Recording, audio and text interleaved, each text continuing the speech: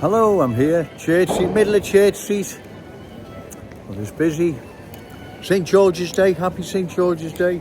And before I go any further, remember, St. George, St. Patrick, St. David, St. Andrew, all have more in common with one another. Set aside petty differences, have more in common with one another than the customs and traditions new arrivals are bringing here. We have nothing in common with their customs and traditions, ladies and gentlemen. Like I've said, there's petty differences, I understand, set them aside. A united Scouse front. St. David, St. Andrew, St. Patrick, St. George, we're all from the one big family, remember that, right? Also, something I want to touch upon is not too long ago, you remember your local shop, regardless what it was selling, you'd go in and sell, oh, Mrs. Such and such can have half a pound of that or half a pound of this. And you'd go in shops and you knew them all. You knew the people who were serving you, you'd known them for decades, probably in some cases. Your parents still knew them. Whereas that's not happening now. The community is being replaced. It's being fragmented. Now, I'm not saying they don't provide a service, and I'm not saying there's not a need for them. But the type of shops that I'm referring to, the type of community I'm referring to is now being replaced by vape shops, convenience stores, barber shops, pizza, kebab. Now, I'm not saying there's not a place for these businesses and the services they provide. I'm not saying that at all. But you see where I'm coming from.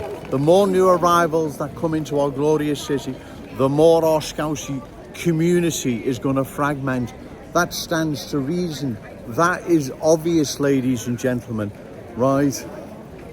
And that's why we need to say no to further cultural change, because the more new arrivals that come into our city, different ways, beliefs, value, standards, the more our Scouse community fragment, because that's what's happening, ladies and gentlemen. Like I said, before anyone says anything, because I use them myself, they do provide a service, but you don't want all our businesses, our businesses once run by Scousers, by now with new arrivals, and there's no sort of community cohesion. You see where I'm coming from?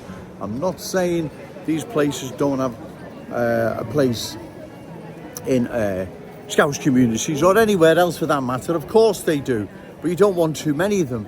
That's my point. Because what's happening is our Scouse communities are fragmenting and they're changing, right? Because like I've said, I can remember the shops where I still live. I can remember the fruit and veg guy, I can remember the chemist, I can remember the butchers, the fish shop, the chandlers. I can remember them all by first name. I can still remember them all now, and they've been gone a long time now. But they're being replaced, like I've said, convenience stores, vapes, barbershops, kebab, pizza places run by new arrivals and not so new, and that doesn't enhance community cohesion. Do you see where I'm coming from? So our Scouse communities, ladies and gentlemen, are disintegrating because of this. That's why we need to say no to any further cultural change, right? We need to stop large numbers of new arrivals coming into our glorious city till we have a comprehensive discussion. Can Liverpool survive further cultural change? Because if we don't, ladies and gentlemen, right, we're facing this on all fronts, right? What is happening, right?